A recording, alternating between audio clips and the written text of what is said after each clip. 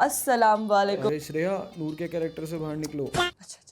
नमस्कार दोस्तों, पाकिस्तान की मिट्टी में कुछ तो खास है, वहाँ टेररिज्म भी इंक्लूसिव होता जा रहा है। अब देखिए ना, पहले जैसे मोहम्मद के मर्दों ने दुनिया को धमकाया, अब भाई साहब जेंडर इक्वालिटी के नाम पर लॉन्च कर रहे हैं जमात उल मोमिनात, यानी महिलाओं का अपना टेरर विंग।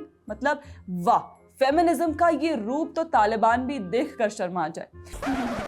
लेकिन हम मसूद अजहर साहब से थोड़े खफा हैं, बहुत ही रस्वा हैं। अब जैशे मोहम्मद के मरकज उस्मान ओ अली हेडक्वार्टर से एक लीक्ड ऑडियो के जरिए पता चला कि उन्होंने अपनी बहनों का टेरर विंग बना के इक्वालिटी तो दे दी, पर मरने के बाद उन्हें जन्नत मिलने की दुआ कर रहे हैं। ये क्या बात हुई? मर्दों को 72 हुरे और मोमिनात को केवल जन्नत पास? ये तो बहुत नाइंसाफी हुई।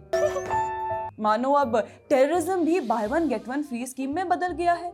बस फर्क इतना कि हूरे वाली स्कीम सिर्फ मर्दों के लिए है।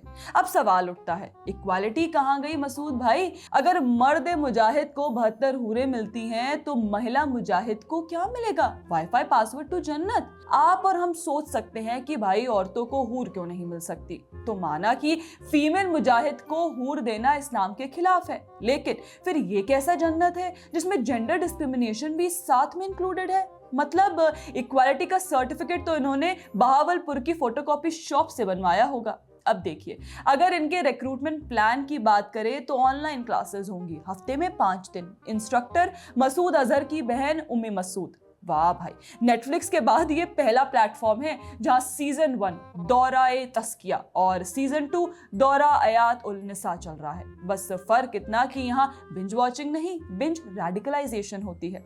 वैसे इन महिला मुजाहिद को एक पैम्फलेट मेरा मतलब हमारा चैनल नहीं, एक आइडियोलॉजिकल पेपर पैम्फलेट पढ़ने को कहा गया है जिसका नाम है ए मुसलमान बहना। अब सोचिए, वही परिवार जो पहले आतंकी पैदा करता था, अब उनकी बहनें वर्चुअल जिहाद क्लासेस चला रही हैं। रिक्रूटमेंट का नया तरीका, घर की बेटियां घर की बॉम्ब बनाएंगी। ये तो लेटेस्ट न्यूज़ है। मसूद अजहर जो इस महिला टेरर ब्रिगेड को ये कहकर डिफेंड कर रहे हैं कि जब हमारे दुश्मन देश हिंदू महिलाओं को फौज में भेज सकते हैं, मीडिया में भेज सकते हैं, तो हम भी अपनी महिलाओं को मोबिलाइज करेंगे।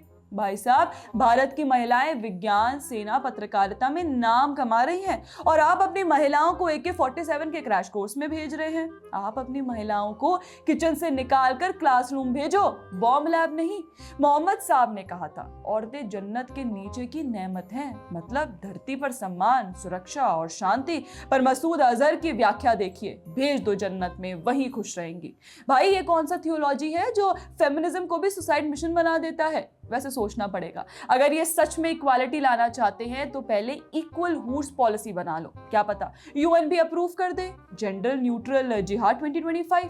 देखो, मजाक अपनी जगह है, पर सच्चाई ये है कि इस महिला ब्रिगेड के पीछे एक बहुत ही खतरनाक एजेंडा छिपा है। गरीबी, बेरोजगारी और धार्मिक ब्रेन वॉशिंग का फायदा उठाकर ये औरतों को हथियार बना रहे हैं ताकि अगली पीढ़ी भी उसी नफरत में पले, उसी जन्नत के झूठे वादे में डूबे। और असली आयरनी क्या है पता है?